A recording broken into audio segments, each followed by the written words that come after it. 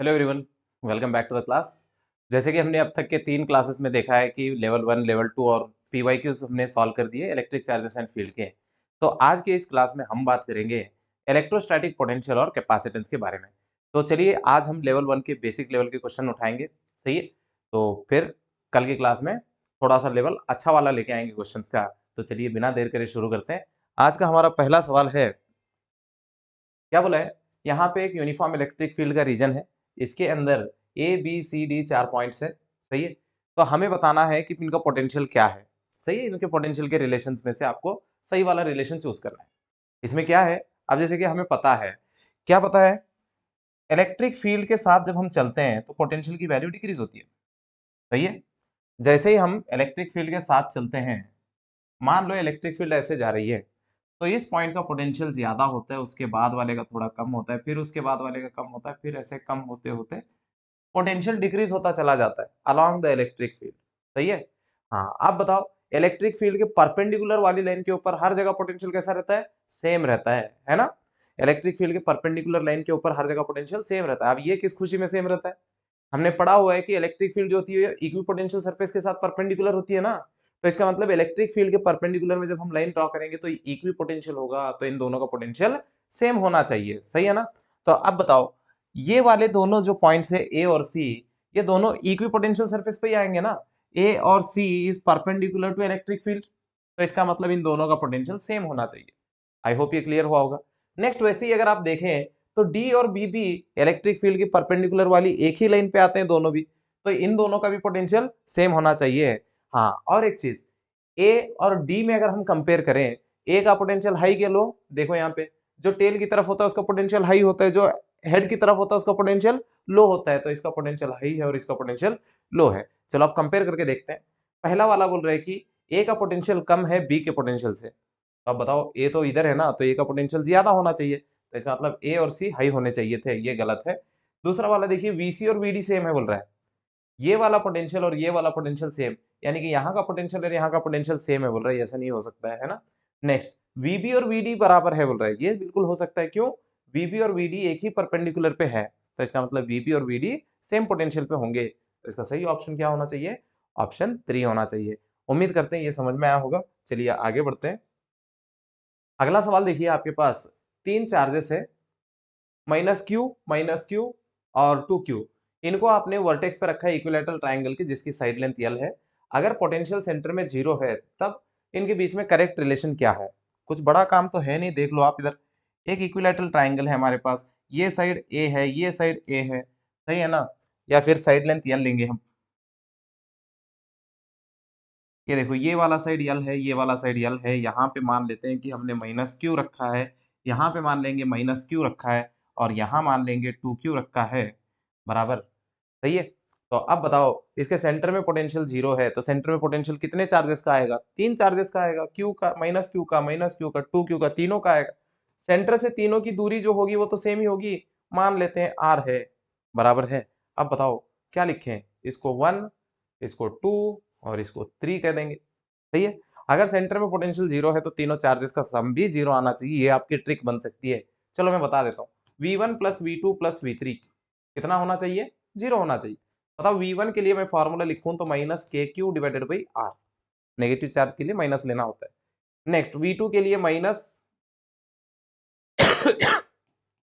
-kq divided by r, बराबर। Next, v3 के लिए +2kq divided by r equal to 0। ये देखो, k by R, K by R, K by R common लेके 0 में डाल दिए, तो यहाँ पे बच रहा है -q plus 2q equal to 0। अब बताओ, -q plus q equal to 0, यानी कि q की वैल्यू कैपिटल Q के बराबर आ रही है। तो बताओ कौन सा ऑप्शन सही है इसके लिए, q equal to q, option 1 is the right answer. I hope कि ये आपको समझ में आया होगा। तो चलिए आगे बढ़ते हैं। अगला सवाल देखिए क्या है। हाँ, इसमें ट्रिक क्या है, अगर किसी रेगुलर शेप के मिड पॉइंट पे पोटेंशियल 0 आता है, सेंटर पॉइंट पे पोटेंशियल 0 आता है, तो सारे चार्जेस का सम 0 होना चाहिए। तो आप वही वाला कॉन्सेप्ट हमने यहाँ लास्ट में देखा है। सही है, चलिए आगे बढ़ते हैं। अगला सवाल देखिए क्या बोल रहा है, the value of electric potential at any point due to short electric dipole is, P dipole moment है, आर पोजिशन वेक्टर है, बताओ इनमें से क्या आएगा बोल के पूछा है। अब बताओ हमें क्या पता है, डाइपोल की वजह से किसी आर दूरी पे जो थीटा एंगल बनाता होगा, तो यहाँ पे पोटेंशियल का फॉर्मूला क्या लिखते हैं? V is equal to K P cos theta divided by R square हम लिखते हैं, बराबर। लेकिन ऐसा तो कोई ऑप्शन है नहीं इसमें, तो अब इसको एक काम करते हैं, यहाँ पे एक आर से मल्टीप्लाई डिवाइड कर लेते हैं, K P R cos theta divided by R cube. अब बताओ ये वाला क्या पी डॉट आर के जैसा लग रहा है? बिल्कुल लग रहा है। A dot B equal to A B cos theta होता है ना, तो वैसे P dot R equal to P R cos theta. तो यहाँ से K P vector dot R vector divided by R cube. जरा बताना कौन सा ऑप्शन ऐसा लग रहा है आपको? तो इसका सही ऑप्शन होगा ऑप्शन 2। अब बताओ कि आप यहाँ पे डॉट क्यों लिए, क्रॉस क्यों नहीं लिए? क्योंकि वहाँ पे स्केलर क्वांटिटी लाना है। अगर हम क्रॉस प्रोडक्ट यूज करेंगे तो हमें वेक्टर मिलेगा, और एक चीज वहाँ पे कॉस थीटा है, क्रॉस प्रोडक्ट से साइन थीटा भी आ सकता है ना। चलिए आगे बढ़ते हैं। अगला सवाल देखिए। दो चार्जेस है प्लस 2 माइक्रोकूलम प्लस 8 माइक्रोकूलम, इनको आपने दूर रखा है इक्विलैटरल ट्रायंगल के ऊपर जिसकी साइड 1 मीटर है। आपको पोटेंशियल बताना है थर्ड वर्टेक्स पे। कोई बड़ा काम है? नहीं है। देखो, एक चार्ज यहाँ पे 2 माइक्रोकूलम, दूसरा चार्ज यहाँ पे 8 माइक्रोकूलम, सही है। ये दूरी 1 मीटर, ये दूरी 1 मीटर, ये भी दूरी 1 मीटर। यहाँ पे पोटेंशियल चाहिए, है ना। तो कितने चार्जेस का पोटेंशियल बनेगा? दो चार्जेस का बनेगा, तो इसलिए यहाँ पे इसको 1 कह देंगे, इसको 2 कह देंगे। Net potential is equal to V1 plus V2 कह देंगे। सही बोल रहा हूँ ना? तो यहाँ से मैं लिखूंगा के Q1 divided by R1, sorry R1 नहीं R, प्लस के Q2 डिवाइडेड बाई R, क्योंकि दोनों के लिए दूरी तो सेम ही है। नेक्स्ट, के की value 9 into 10 power 9 into 2 10 power sorry 8 10 power minus 6 divided by 1 plus 9 into 10 power 9 into 2 10 power minus 6 divided by 1। तो ये देखो, ये वाला इसके साथ कटा 3 से, ये वाला इसके साथ कटा 3 से, ये हो गया 72 प्लस ये हो गया 18। बताओ कितना? 90 10 पावर माइनस 3 या प्लस 3, जो जो नहीं वोल्ट। देखो कौन सा ऑप्शन लग रहा है ऐसे? 90 इंटू 10 पावर 3 वोल्ट। तो इसके लिए सही ऑप्शन क्या आएगा? ऑप्शन 1 आएगा। उम्मीद करता हूँ ये सॉल्यूशन समझ गए होंगे। तो चलिए आगे बढ़ते हैं। यहाँ पे कुछ नहीं, हमने सुपरपोजिशन प्रिंसिपल यूज किया है, जहाँ पे मल्टीपल चार्जेस का इंडिविजुअल पोटेंशियल निकाला जाता है, फिर बाद में सबको सम किया जाता है। चलिए आगे बढ़ते हैं। अगला सवाल देखिए, electric potential at a point A due to given system. इस पॉइंट पे पोटेंशियल बताना है, कैसे बताओगे? ये तो डाइपोल है ना। कौन है ये? डाइपोल है। और यहाँ पे हमें इसका पोटेंशियल निकालना है, चलो निकाल लेते हैं। बताओ इस पॉइंट पे पोटेंशियल अगर आपको फाइंड करना है तो कितने चार्जेस का पोटेंशियल आएगा? दो चार्जेस का। तो मैंने इसको 1 कह दिया और इसको 2 कह दिया। अब जरा बताना 1 से ये कितना दूर है? a प्लस आर, यानी कि a प्लस आर दूरी पे है। तो v1 is equal to K minus Q divided by a plus R. सही किया ना? नेक्स्ट, सेकेंड वाले से अगर देखेंगे तो ये डिस्टेंस कितना होगा? r माइनस a, बराबर है। तो यहाँ पे v2 इज इक्वल टू क्या लिखोगे आप? के Q divided by r minus a। सही बोल रहा हूँ? अब बताओ टोटल पोटेंशियल चाहिए तो दोनों को क्या कर लेना चाहिए? ऐड करना चाहिए। तो V is equal to V1 plus V2 which is equal to K Q divided by R plus A minus K Q divided by R minus A. कुछ मिस्टेक किए? प्लस माइनस का फर्क पड़ गया यहाँ पे से। अब सही है। तो यहाँ से अगर मैं लिखूं तो के क्यू मैंने कॉमन रखा है, यहाँ से इसको पहले लिख रहा हूं तो 1 बाई आर माइनस ए, उसके बाद माइनस 1 बाई आर प्लस ए। अब सही है। अब जरा बताओ इसको क्रॉस मल्टीप्लाई करके अगर सिंप्लीफाई कर लेंगे तो क्या मिलेगा? V is equal to K Q R plus A minus R minus A divided by R minus A into R plus A, R square minus A square. सही बोल रहा हूँ ना? तो यहाँ से K Q into R plus A minus R plus A divided by R square minus A square. यहाँ से माइनस आर प्लस आर हमने काट दिया, तो ये हो गया K Q into 2a divided by R square minus A square. बताओ कौन सा ऑप्शन लग रहा है ऐसे? मेरे को तो ऑप्शन 1 लग रहा है, ऑप्शन 2 लग रहा है ऐसे। आई होप ये आपको समझ में आया होगा। देख लीजिए, 2 K Q A divided by R square minus A square, right. तो चलिए आगे बढ़ते हैं। ये भी प्रिंसिपल ऑफ सुपरपोजिशन ही हमने यूज किया है। नेक्स्ट, अगला सवाल देखिए। For the isolated charge conductor in the figure if the electric field at A and B is E A E B. सही है। अब बताओ यहाँ पे इलेक्ट्रिक फील्ड इस पॉइंट पे और उस पॉइंट पे दिया हुआ है, हमें कंपेयर करके बताना है। अब हमें पता है कि जो सरफेस चार्ज डेंसिटी होती है वो इनवर्सली प्रोपोर्शनल होती है रेडियस पे, बराबर। तो यहाँ पे जो रेडियस है ये वाला रेडियस, लोकल रेडियस, ये बहुत छोटा है, और जो ये वाला रेडियस है, इसका रेडियस बहुत बड़ा है। तो यानी कि वहां पे सरफेस चार्ज डेंसिटी कम है, यहाँ पे सरफेस चार्ज डेंसिटी ज्यादा है। तो इसका मतलब हम ऐसे लिख सकते हैं कि sigma A is greater than sigma B, sigma B. सही है। ए के पास सरफेस चार्ज डेंसिटी ज्यादा है बी के कंपैरिजन में, तो इसका मतलब ए के पास इलेक्ट्रिक फील्ड भी ज्यादा होगी बी के कंपैरिजन में। क्यों? जो इलेक्ट्रिक फील्ड होती है वो डायरेक्टली प्रोपोर्शनल करती है सिग्मा पे, बराबर। तो जहां सिग्मा ए ज्यादा है तो वहां पे ई ए भी ज्यादा होगा, किससे? ई बी से। बताओ कौन सा ऑप्शन लग रहा है इसे? ऑप्शन 2। आई होप ये समझ गए होंगे। सरफेस चार्ज डेंसिटी रेडियस के ऊपर इनवर्सली डिपेंड करता है, तो जितना छोटा रेडियस होगा, जितना शार्प सरफेस होगा, वहां पे चार्ज डेंसिटी ज्यादा मिलेगी, और वहां पे इलेक्ट्रिक फील्ड भी ज्यादा होती है, और लीकेज भी वहीं से होती है। सही है। चलिए आगे बढ़ते हैं। अगला सवाल देखिए, an electric dipole of dipole moment P is kept in uniform electric field E electrostatic potential energy. बताओ, एक डाइपोल को हमने यूनिफॉर्म इलेक्ट्रिक फील्ड में रखा है, इसकी पोटेंशियल एनर्जी कितनी होगी? ये तो हमें आता ही है ना, U is equal to minus P vector dot E vector के बराबर होता है। क्यों? क्योंकि हमने ऐसा फॉर्मूला पढ़ा हुआ है minus P E cos theta बोल के, बराबर। तो यही वाला आंसर होना चाहिए। तो बताओ कौन सा ऑप्शन आएगा? ऑप्शन 4 आएगा, minus P dot E. I hope ये आपको समझ में आया होगा। चलिए आगे बढ़ते हैं। अगला सवाल देखिए, एक पॉजिटिव चार्ज है Q जिसको हमने स्लोली चलाया है x पॉइंट से y पॉइंट तक, यहां से यहां तक, यहां से यहां तक, बराबर। नेक्स्ट आपको पूछा है कि आपने कितना वर्गडन किया है, बताओ बोला है। सही है। वर्गडन किसका पूछ रहा है? एक्सटर्नल फोर्स का। किसका पूछ रहा है? एक्सटर्नल फोर्स का। सही है।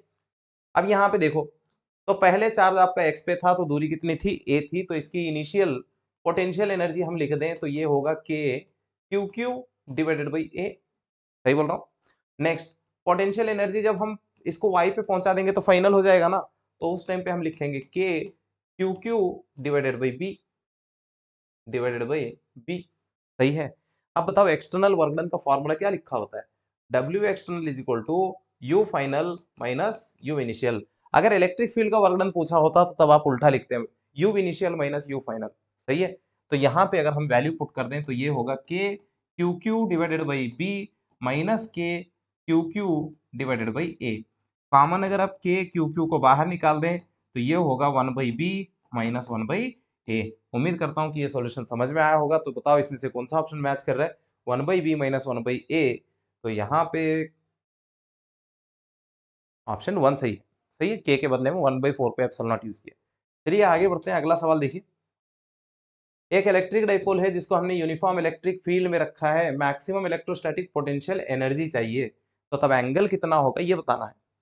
तो एक डाइपोल की मैक्सिमम पोटेंशियल एनर्जी कितने एंगल पे होगी ये आपको बताना है। तो इसके लिए क्या करोगे? आपको पोटेंशियल एनर्जी का फॉर्मूला पता है, माइनस पीई कॉस थीटा होता है।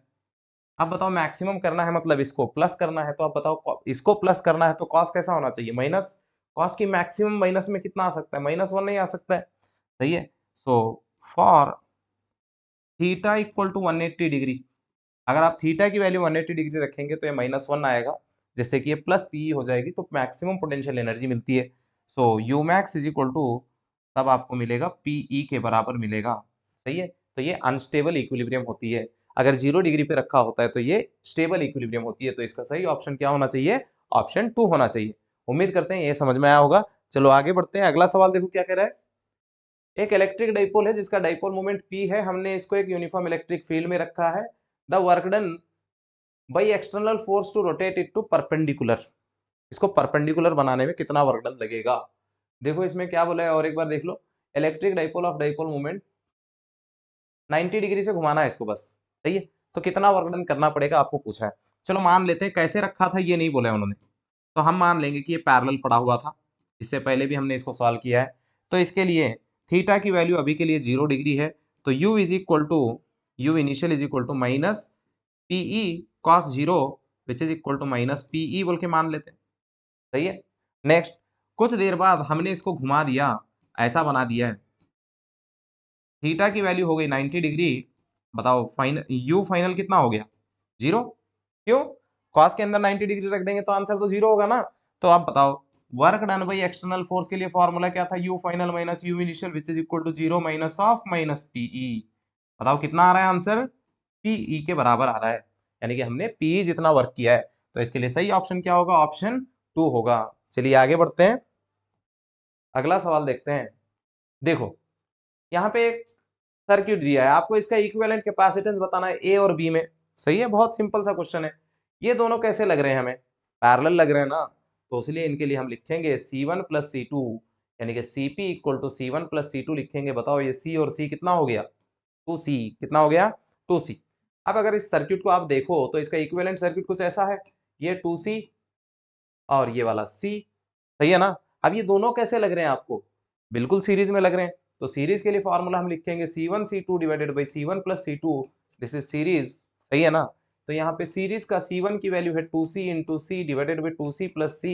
बताओ कितना आ रहा है? 2C square divided by 3C। ये और ये काट दिए तो आंसर बचा 2C बाई 3। कुछ समझ नहीं आया? बताओ क्या आना चाहिए? और उन्होंने बोला है कि C की वैल्यू को आपको 2 रखना है, तो हमने रख दिया 2। 2 into 2 divided by 3, how much it is? 4 divided by 3 micro farad. कौन सा ऑप्शन है?